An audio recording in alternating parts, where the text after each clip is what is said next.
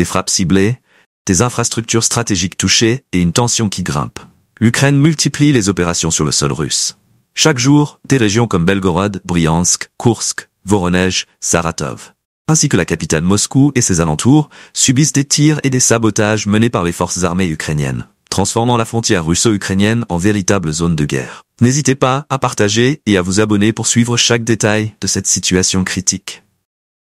Les attaques ukrainiennes prennent plusieurs formes. Des drones, de l'artillerie lourde, des mortiers et même des systèmes de missiles antiaériens. Ces moyens militaires visent à désorganiser les défenses russes en frappant des infrastructures clés. Les installations énergétiques, les raffineries de pétrole, les entrepôts militaires et les bases aériennes. Des drones ciblent aussi les unités militaires et parfois même les installations civiles, créant un climat d'incertitude pour les populations locales.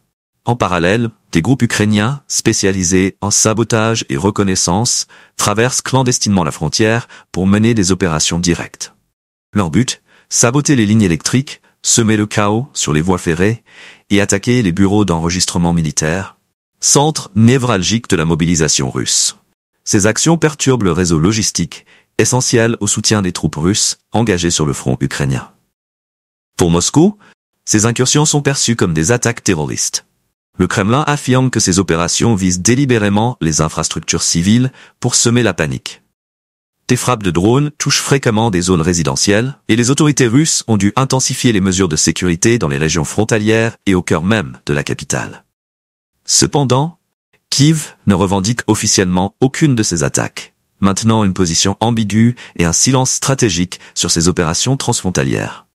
Ce choix, tout en amplifiant la tension, souligne la dimension nouvelle que prend ce conflit, désormais aux portes de la Russie.